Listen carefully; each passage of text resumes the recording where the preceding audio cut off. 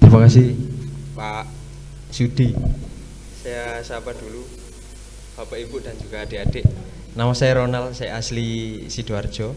Saya lahir 28 tahun yang lalu di satu desa kecil di Watutulis ya, di Kecamatan Prambon. Sekarang ya ada pabrik gulanya Watutulis. Kemudian sekarang saya sudah pindah di Malang dan sekarang juga kerja di sana. Saya sapa juga kepada Bapak Ibu panitia, terima kasih sudah mengundang saya yang kedua kalinya Pak Nggih. Dan juga dimoderatori Pak Sudi yang kedua kalinya juga. Kemudian saya ketemu teman saya juga dulu yang pernah diskusi bareng, Mas Ferdi dari komunitas malam puisi. Kemudian teman-teman dari mahasiswa UM yang hadir dan mahasiswa yang lain maupun teman-teman peserta yang lainnya. Kemudian saya juga kepingin menyapa Mas Adrian, mudah-mudahan belum tidur ya. Katanya tadi masih subuhan. Selamat pagi kalau di sana. Selamat subuhan Mas Adrian, dan juga salam kenal untuk Mas Apri tadi ya. Mas Apri belum pernah ketemu. Saya kalau sama Mas Adrian, dulu Mas Adrian ini pernah ngisi di UM, saya panitianya. Mas Adrian jadi pembicaranya tentang sejarah sosial. Selamat pagi Mas Andrian. Mas Apri juga. Wis turu Mas. Halo. Halo, sorry baru sholat Mas. Kabar? Oh iya. Lah yo wis turu Mas, neng kono koyo ane sik subuh iki. Tak bikin kopi Mas. Salam. Oh, siap. Nggih. Salam kenal untuk Mas Apri nggih. Monggo dilanjut Mas Andrian. Baik, terima kasih juga sudah dikasih masker. Nggak tahu ini dari siapa ya, Mas Iin. Ya.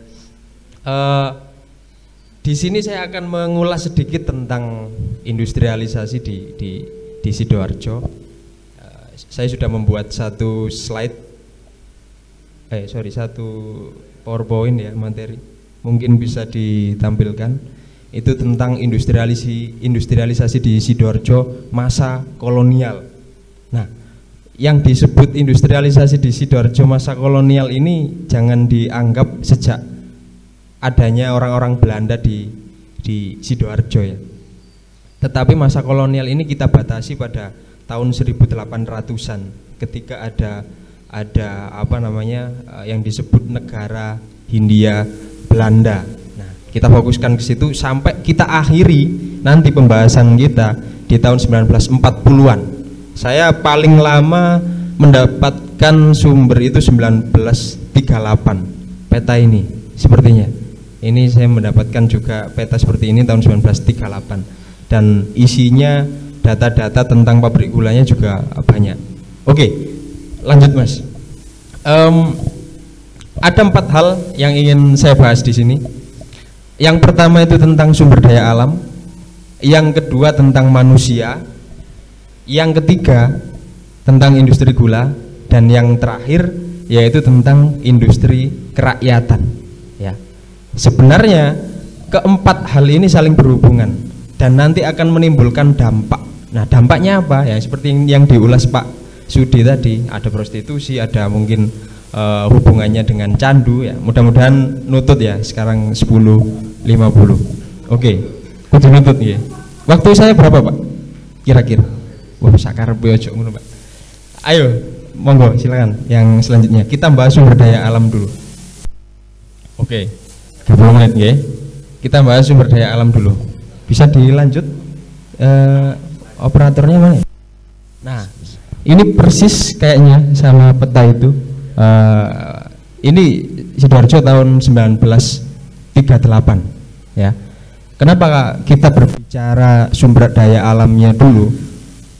Karena kita harus mengetahui orang kolonial itu tidak ujuk-ujuk membangun pabrik tanpa dia survei atau riset terlebih dahulu terkait sumber daya alam atau potensi alam atau mungkin potensi ekonomi yang bisa dikembangkan di Sidoarjo ya. Daratan yang Bapak Ibu lihat dan juga adik-adik lihat di sini, yang di situ ada tulisan Brantas Vlakte. Mudah-mudahan kelihatan ya. Ini ada tulisan Brantas Vlakte. Ya, deltanya Brantas atau daratan Brantas itu terdiri dari lapisan aluvial.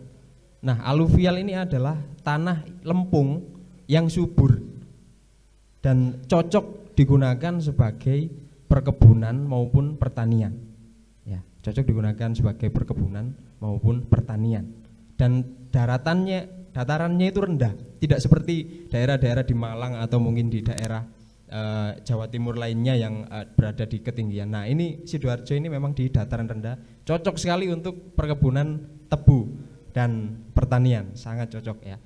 Di Pasuruan juga kayak gitu. Loh, hilang nih. Slide-nya please. Ada lagi? Slide. Oh ya, slide-nya. Ya, lanjut Mas. Lanjut. Nah, kalau kita pelajari lebih lanjut ya, ini menurut F.A. Sucipto, beliau menulis kota-kota pantai di pesisir utara Jawa ya. Ya, disertasinya tahun 83 itu Sidoarjo ini sebenarnya sebelum 1800 ya. Abad ke-17 itu 1600-an. Kalau pertengahan abad ke-17 itu sekitar 1650-an. Itu banyak pertanian padi dan juga tambak di sini. Tapi belum ada yang membahas sejarahnya. Mari ngene, moga-moga Pak Sudi dan kawan-kawan dan adik-adik lainnya juga bisa nanti ya membahas ini. Itu daerah ini sebenarnya tambak ya, daerah bagian timur. Kemudian kalau kita lihat lebih lanjut, saya pernah ikut seminar geologinya Pak siapa yang Pak Raymond ya, Pak Raymond dan juga orang geologi ITS. Itu pas periode lama ya, tahun 1000-an ya, masanya Erlangga atau sebelum Erlangga itu ya. Itu bahkan ini enggak ada Sidoarjo, enggak ada maksudnya. Sampai pelabuhannya itu di daerah mana Pak itu Pak? Daerah Mojokerto itu loh, ada. Itu apa namanya, tafsirannya orang geologi. Membentuk dataran seperti ini karena letusan Gunung Kelut yang sangat dahsyat berkali-kali sehingga membentuk lahan yang subur. Dan ini dilewati oleh dua sungai ya yang tidak kalah pentingnya, makanya disebut delta. Ini Sungai Porong yang ke selatan, yang ke utara ini adalah Sungai Mas atau Kalimas ya. Kalimas nih Pak. Ya orang sini nyebutnya apa? Sungai Mas nih atau Kalimas ya. Ya itu. Nah daerah Sidoarjo ini secara administratif baru menjadi Sidoarjo itu di pertengahan abad ke-19 ya, 1859 atau enggak 58 itu. Itu baru menjadi Sidoarjo. Sebelumnya itu ikut Surabaya. Ya, sebelum itu masih ikut Surabaya. Jadi wilayah Surabaya, kemudian Sidoarjo itu jadi satu dulunya secara administratif. Kemudian di pertengahan abad ke-19 dipecah menjadi 1, 2, 3, 4, 5, 6 apa ini distrik afdelingnya Sidoarjo, kabupatennya Sidoarjo. Distriknya itu ada 6, Jenggolo siji, Jenggolo loro, telu, papat, kemudian Rawapulo 1, Rawapulo 2. Jenggala 1 itu ada di 1 sampai 4 itu ada di daerah utara ini. Rawapulo 1, 2 itu ada di, itu termasuk distrik Porong dan Jabon. Lupa saya, pokoknya di bagian selatan, Porong sama Jabon kalau tidak salah, atau Porong sama Bulang kalau nggak salah. Ya, lanjut Mas. Lanjut. Nah, abad 17, pertengahan abad ke-17 terkenal dengan tambak dan perikanannya. Ini berdasarkan risetnya F.A. Sucipto. Nah, bukti nyata di periode kolonial ya, periode kolonial ini adalah salah satu sungai apa namanya? Sawah di daerah Porong ya. Tahun 1902 fotonya, sekitar 1902. Jadi kemudian sekarang apa namanya logonya Sidoarjo itu ya ada itu apa Pak? Di bawahnya bintang itu Pak, padi, tebu, terus bandeng sama udang. Ya makanya kalau sekarang logonya seperti itu, basis pertanian, perkebunan ini kan ada padi, ada tebu. Kemudian basis perikanan ada tambak, ada udang, ada lobster, ada apa namanya bandeng. Bahkan juga ada hasil laut, adik-adik dan juga bapak ibu semua. Apa itu? Kupang mungkin ya. Kupang ya. Yang di Malangnya tidak ada Pak. Kupang, oh iya petis ya, diolah nanti jadi petis. Di Malang nggak ada kupang. Kupang di Malang ya yang jual orang Sidoarjo, Surabaya, nggak ada. Kalau di sini orang jual kupang itu keliling di desa-desa bawa rombong kayak gitu. Oke, lanjut Mas operator. Ya, kita sudah berbicara tentang sumber daya alamnya ya. Jadi daerah ini Sidoarjo yang kita banggakan ini mengalami perubahan cukup pesat itu di awal abad ke-20. Awal abad ke-19, 1800-an ya. Awal abad ke-19 itu 1800-an. Ya, tepatnya 1830 itu ketika adanya sistem tanam paksa dari Van den Bosch, kemudian 1831 mulai diterapkan, itu mulai terjadi apa namanya dalam tanda kutip itu peminggiran lahan-lahan pertanian sawah, peminggiran ya. Saya di sini dalam tanda kutip. Penelitiannya sejarawan Jepang namanya Hiroyoshi Kano itu yang menulis juga tentang perkebunan dan industri di Karesidenan Surabaya, kalau nggak salah di Sidoarjo juga disebutkan dia. Awalnya Bapak Ibu, sistem tanam paksa itu atau sistem penanaman wajib itu dari misalnya tanahnya segini, satu ini ya, satu layar ini tanahnya. Awalnya ditanami padi. Sebenarnya 1/5 dari ini itu wajib ditanami tebu. Bayangkan 1/5 kan segini aja kan ya? Ya. Bayangkan ini dibagi 5, 1, 2, 3, 4, 5. 1/5 itu segini saja. Ini saja yang ditanami tebu. Tetapi pada perkembangannya, karena tebu ini harganya mahal daripada padi di pasaran Eropa dan bisa menjadi komoditi ekspor, 4/5 di Sidoarjo itu pertanian sawah-sawah di Sidoarjo 4/5-nya itu yang ditanami tebu. 1/5-nya malah ditanami. Ya, kasus ini tidak di Sidoarjo. Kasus ini terjadi juga di daerah-daerah di Pantura ya, pantai utara Jawa, mulai dari Cirebon sampai Surabaya. Bahkan di beberapa daerah di Pantura, itu gara-gara 4/5-nya ditanami tebu dan bahkan semuanya ditanami tebu, tidak ada yang ditanami padi. Ada juga kasus seperti itu.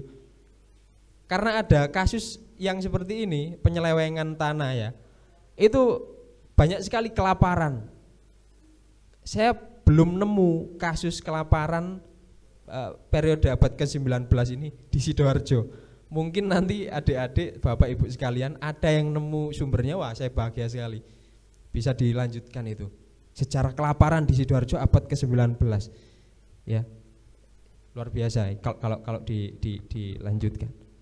Nah, oke, kita sudah bicara sumber daya alam, kita berbicara manusia.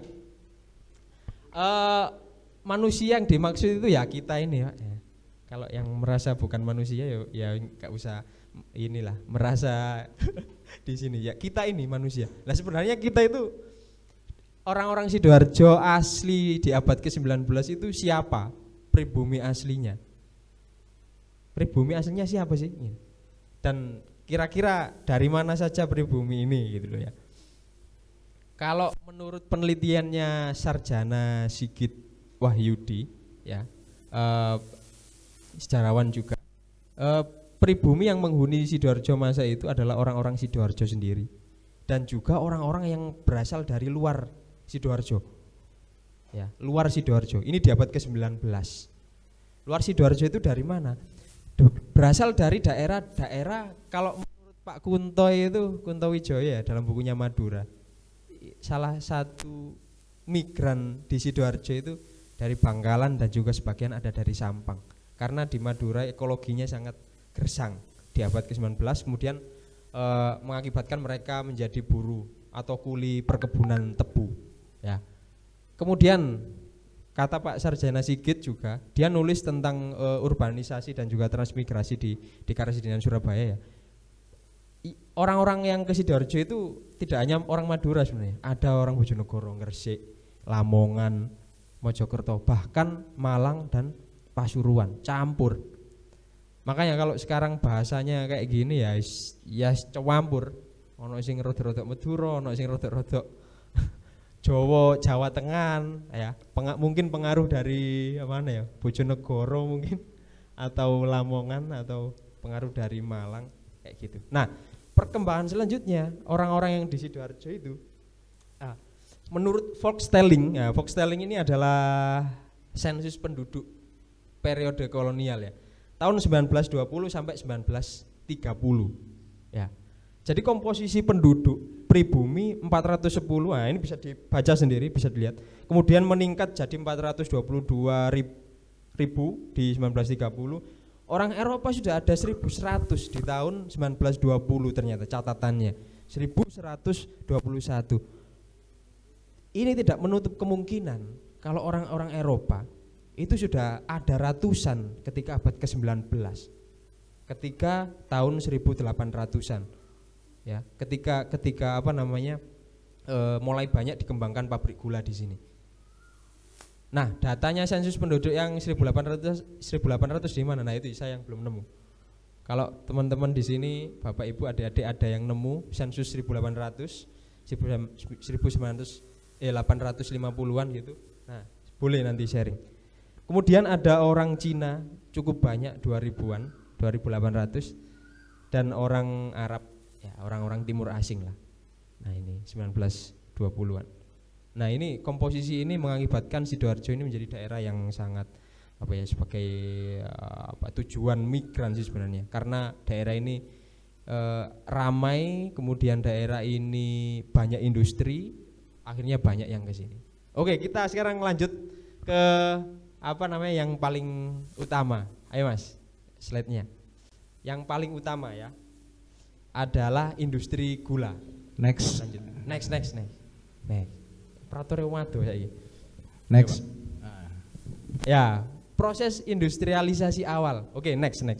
Kita berbicara tentang industri gula ya. Catatan yang saya temukan di dalam arsip Karesidenan Surabaya tahun 49, 28 Oktober tahun 49. Saya kebetulan pernah ke Andri ya, nyari sumber tentang ini. Hingga tahun 49, hingga ya, jadi sampai tahun 49. Itu sekitar 8 pabrik yang sudah berdiri di Sidoarjo. Antara lain SF Balong Bendo, SF itu sugar fabrik atau pabrik gula, Balong Bendo, Kamrakan atau Krian, Watu Tulis di Prambon di dekat rumah saya, Katabang ini kayaknya di Surabaya. Tetapi kita ingat 1849 Surabaya dan Sidoarjo itu masih jadi satu. Makanya wajar kalau Katabang ini juga dimasukkan ke dalam ini, ke dalam arsip Karesidenan Surabaya. Ya, Katabang itu kan pusat kota Surabaya, Pak. Kalau saya di daerah Surabaya. Kemudian Ketegan ini di taman ya, kalau nggak salah. Taman. Oke. Buduran. Seruni di Gedangan dan Waru. Ya, ada 8 ini. Kalau kita lihat ini berdasarkan arsipnya orang kolonial yang dulu memang wilayahnya itu masih jadi satu, Surabaya dan Sidoarjo. Kalau kita lihat sekarang berarti ada 7. Hingga tahun 1849 loh ya. Itu ada 7 di Sidoarjo. Nah, salah satu yang spektakuler yang masih ada sampai sekarang ini yaitu pabrik gula Watu Tulis di desa saya, dekat rumah saya, pabrik gula Watu Tulis. Itu perkiraan dibangunnya itu 1938 karena di bangunannya itu ada angka tahunnya. Kalau enggak 38, kalau enggak 39, saya lupa. Ya. Dan sekitar tahun 17 atau 18 itu sudah tidak beroperasi, sama seperti Tulangan. Mas Fer, Tulangan itu 16 atau 17? 17 nggih, sekitar itu. Yes, unda-undi lah, tidak beroperasi, tapi masih ada. Bangunannya masih ada. Ya. Dan bangunannya masih asli hingga saat ini. Yang paling spektakuler itu pabrik gula pertama yang dibangun di Sidoarjo, yaitu pabrik gula Balong Bendo. 1835. 4 tahun setelah pelaksanaan atau penerapan sistem tanam paksa, itu dibangun pabrik gula Balong Bendo. Kemudian tahun 50-an itu dijadikan pabrik tekstil Rahman Tamin Teks. Kemudian disingkat Ratatex. Mungkin Bapak Ibu tidak asing dengan kata-kata Ratatex ya, pabrik Ratatex. Sampai sekarang itu yang tinggal cerobongnya saja. Sama kayak Porong, sama kayak mana lagi ya, banyak yang tinggal cerobongnya saja. Porong, Tanggulangin ini enggak ada cerobongnya. Sudah enggak ada, yus tinggal bangunan-bangunan rumah-rumah gitu aja. Oke, next Mas, lanjut. Nah, sebarannya seperti ini hingga 1938 itu seperti peta yang saya tunjukkan di awal tadi. Kalau menurut catatan Algemeen Syndicaat van Suiker Fabrikanten in Nederlands Indi, itu tercatat sekitar 11 pabrik gula. 11 pabrik gula di Sidoarjo hingga tahun 1912. Ya, 1912. Yang swasta belum. Ini pemerintah, Bos. Ini pemerintah. Ya, soalnya Algemeen Syndicaat. Ya, ini apa namanya? Catatan arsipnya orang-orang pemerintah kolonial. Nah, kemudian ya, karena di tahun 1920-an, pokoknya 1900-an itu setelah periode penyakit sereh 1884 itu ada 1870 kan ada sistem politik ini ya, apa namanya? Liberal. Bagaimana perusahaan-perusahaan swasta atau orang-orang swasta bukan pemerintahan boleh menyewa tanah dan mendirikan perusahaan di sini dalam waktu sekitar 70 tahun dan akhirnya bisa lebih dari 70 tahun. Nah, kemudian 1884 itu sekitar 1884 itu ada penyakit tebu, Bapak Ibu dan adik-adik. Penyakit sereh namanya. Saya juga nggak ngerti penyakitnya itu seperti apa. Nanti mungkin bisa kita diskusikan ya penyakitnya. Akhirnya sempat kolaps di akhir abad ke-19 di tahun 1900-an ya. Makanya 1912 itu nambah jadi 11, kemudian 1938 itu nambah jadi 13 plus 1. Kenapa plus 1? Karena yang satu itu dibangun oleh orang Cina. Saya lupa namanya ya. Candi pokoknya, pabrik gula Candi. Saya lupa nama orang Cinanya, pabrik gula Candi ya. Jadi 14. Tadi saya ngobrol sama Pak Sudi di kota Sidoarjo Mas Bro, enek siji Pak? Panjunan, SF Panjunan yang itu tidak masuk dalam Algemeen Syndicaat, tidak masuk dalam catatan kolonial. Ada lagi SF Tawangsari. SF Tawangsari itu tidak masuk. Taman Sari ya? Tawang. Oh keliru berarti. Keliru nulis. Berarti Tawangsari di taman kan? Ya. Nah, Tawangsari ini juga dicatat dalam Algemeen Syndicaat van Suiker Fabrikanten 1938. Yang tercatat itu ada 14 adik-adik dan Bapak Ibu ya. 13 milik pemerintah, 1 milik swasta. Yang pada akhirnya nanti di awal abad ke-20 salah satu raja gula di Asia Tenggara, Oi Tiong Ham, itu mengakuisisi pabriknya orang Belanda di Tanggulangin. Ya, di Tanggulangin. Dia mengakuisisi 5 pabrik gulanya orang Belanda. Di Tanggulangin ada, di Malang itu ada Krebet, di Medion itu Rejo Agung kalau nggak salah. 5, yang 2 saya lupa. Nah itu diakuisisi ya. Bayangkan Balong Bendo, Krian, Watu Tulis ngerti semua. Popoh yang sampai sekarang saya nggak ngerti. Yang dari Wonoayu itu siapa ya di sini? Saya sampai sekarang nggak ngerti itu sisanya seperti apa, nggak ngerti. Hanya sisa bangunannya, tapi bangunan pabrik gulanya udah hilang. Soalnya yang lain kan biasanya ninggalkan pagar, ninggalkan apa namanya cerobong kayak gitu ya. Popoh, Wonoayu. Saya kalau ada yang mau ngantar nanti saya akan senang sekali ya ke sana. Tulang. Oh alah ternyata gitu. Terus Tulangan masih ada nggih? Tulangan. Buduran sekarang jadi tentara, markas tentara itu dicat warna hijau itu yang ada pilar-pilarnya besar. Nah itu dulu pabrik gula. Seruni Gedangan sekarang jadi apa yuk? Sekarang jadi angkatan apa? Laut ya. Arhanud. Kiri jalan kalau dari sini. Waru, nah Waru jadi ya. Waru itu sekarang jadi apa namanya? Bengkel pesawat.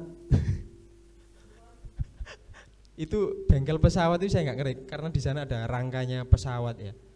Itu nggak ngerti ya buat apa itu. Bisnis hiburan itu. Bisnis hiburan, rekreasi. Nah itu dulu pabrik gula. Kemudian Porong jadi Brimob sekarang. Tanggulangin mangkrak. Sekarang dari sini kiri jalan, kok gedungnya warna putih, angker, banyak ilalangnya wis mangkrak. Krembung masih beroperasi. Candi, wah seger ya candi wong kene wong Cina. Kan? Ketegan. Enggak ngerti saya, Pak. Ajur. Jadi Brimob juga sekarang. Oh, sip. Terus Tawang Sari. Maaf ini keliru, bukan Taman Sari. Tawang Sari berarti ya. Tawang Sari. Ada, Pak? Ada. Bekasnya sudah enggak ada. Wah. Nanti kalau pengen ke sana ngajak Pak Sudi aja lah, sepeda pancal ya. Oke, next. Ini kekayaan Sidoarjo ya. Oke, next. Nah, kenapa sampai banyak sekali apa namanya banyak sekali industri gula di sana di Sidoarjo? Karena waduh burem ya. Karena menurut pendapat dari Roger Knight ya dalam bukunya Sugar, Steam and Steel ya, The Industrial Project in Colonial Java ya. Di abad ke-19 itu rencana pembangunan untuk perkebunan tebu ya paling besar itu memang di Karesidenan Surabaya dan Pasuruan. Ini di abad ke-19 ya. Di Karesidenan Surabaya dan Pasuruan. Ini bukunya sudah ada PDF-nya, silakan dicari sendiri nanti. Tulis saja Sugar, Steam and Steel gitu aja. J. Roger Knight ya. Nah, yang paling banyak itu memang Surabaya, Karesidenan Surabaya, dalam hal ini di Kabupaten Sidoarjo dan juga di Pasuruan ya, Karesidenan Pasuruan. Oke, next. Ya, kita melihat seperti ini. Apalagi yang didukung apalagi yang mendukung pabrik gula sehingga di Sidoarjo ini banyak sekali ya, atau di Jawa Timur itu banyak sekali. Nah, ini bukunya Bisu Siahaan. Sejarah industrialisasi di Indonesia. Bukunya terbit 96. Jadi kenapa banyak sekali pabrik di daerah Jawa Timur ini, Sidoarjo dan Sidoarjo, Mojokerto, Malang, Pasuruan, mana lagi Pak ya, Medion, Jombang. Karena ini ternyata sejak 1820-an di Surabaya itu sudah ada pabrik-pabrik yang memproduksi dan merakit mesin-mesin untuk industri. Entah itu industri gula, industri kopi, pokoknya semua industri lah. Di sana ada baja, di sana ada mesin, di sana ada tempat bengkel perakitan, kayak gitu ya. Sampai kalau di bukunya Bisu Siahaan, itu bukan saya penelitian ya, ini saya cuman merujuk ya, biar adik-adik ini saja dan Bapak Ibu ngerti apa namanya perbandingannya. 7 menit lagi. 8 siap. Wis entek mari, Pak. 1825 itu awal mula dibangun di Batavia di Jakarta. Kemudian tahun 1900 pas yang paling banyak ya industri perakitan mesin dan juga bengkel pabrik gula lah kayak gitu. Yang paling banyak itu di Surabaya. Silakan dihitung sendiri ada berapa. Dari 11 pabrik pembuat pabrik apa itu peralatan untuk mesin-mesin ya, pembuatan mesin industri dan perakitan ya. Dan juga ada pabrik baja di sana. Dari 11 pabrik di Indonesia, di Jawa, 9 ada di Surabaya. Makanya tidak heran kalau Sidoarjo, Malang, bahkan sampai Malang, kemudian Pasuruan itu banyak sekali pabrik gulanya. Awak dhewe gak ngimpor glondongan, Bos. Yo nek kerem ning kapal piye? Zaman dulu itu sudah memperhitungkan seperti itu. Sebelum adanya kebijakan tanam paksa 1830 yang akhirnya diterapkan 1831, 1820-an itu sudah ada pabrik-pabrik seperti ini ya. Baru di Surabaya nanti baru dikembangkan sekitar 1850-an. Ya. Nah, ini luar biasanya. Oke, next. Nah, ini yang terakhir yang ingin saya sampaikan. Nah, ini. Yang terakhir yang ingin saya sampaikan yaitu kemunculan gairah ekonomi lokal. Karena perkebunan di Sidoarjo ini semakin pesat, arus migrasi juga semakin pesat. Sebenarnya di abad ke-19 itu sudah banyak sekali berbagai kerajinan tangan yang ada di Sidoarjo ya. Salah satunya yaitu pengolahan gula. Nggak tahu ini pengolahannya seperti apa, yang jelas bukan dalam industri besar. Ini kebanyakan milik orang Tionghoa. Kemudian batik, ya mungkin batik jetis, mungkin saja kan. Saya juga nggak ngerti. Ini saya memaparkan dari salah satu buku Inheemse Nijverheid ya. Inheemse Nijverheid. Kemudian kulit, pengrajin kulit sudah ada sejak itu ya. Rokok dan tembakau, kemudian pengrajin tembikar ini untuk inilah masak, untuk perabotan rumah tangga. Dan yang paling penting adalah pandai besi. Pandai besi ini biasanya tukang ungkal atau tukang buat celurit untuk siapa? Buruh tebang tebu. Gak mungkin mereka itu nggak beli atau mungkin nggak ngungkalno celurit. Jadi di samping ada industri besar, ternyata muncul gairah ekonomi lokal baru, yaitu apa ya? Seperti ini. Next, terakhir. Nah, dalam Inheemse Nijverheid saya lupa nggak moto ininya ya, nama-namanya. Jadi kotak-kotak ini Bapak, ini kan Sidoarjo. Kotak ini ada 26 kolom yang putih ya, di dalam kolom hitam. Ada 26 kolom. Sidoarjo itu 04. 4 apa 3 ya? Jiro lupa. 4. Sidoarjo itu hanya 04. Ini saya besarkan. Nah ini. Sidoarjo paling banyak daripada daerah-daerah yang lainnya. Sidoarjo dan Malang itu paling banyak karena memang banyak sekali perkebunan di sana. Kayak itu. Jadi ini tema baru. Ya. Lanjut Mas.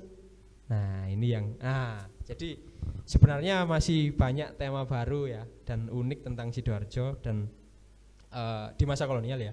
Jadi kenapa kita mempelajari industrialisasi atau secara perkebunannya orang-orang Belanda, itu kita tidak berpikir Eropa sentris atau kita sebenarnya tidak berpikir Nerlando sentris, karena kejayaan industri gula di masa lalu itu kita jadikan ini ya, kita jadikan patokan ya. Karena industri gula ya di masa lalu itu hanya tema besar untuk melihat masyarakat dan budaya orang-orang Sidoarjo ya, orang-orang kita ini yang semakin hari semakin terpinggirkan dalam sejarah. Kalau kita sampai saat ini hanya melihat industrinya saja, kita tidak akan pernah nulis kayak industri kecil tadi yang saya yang saya sebutkan, atau mungkin kita nulis orang Sidoarjonya sendiri, penduduknya siapa saja. Nah, itu kan masih belum terungkap sampai sekarang. Terima kasih. Lanjut di diskusi saja ya.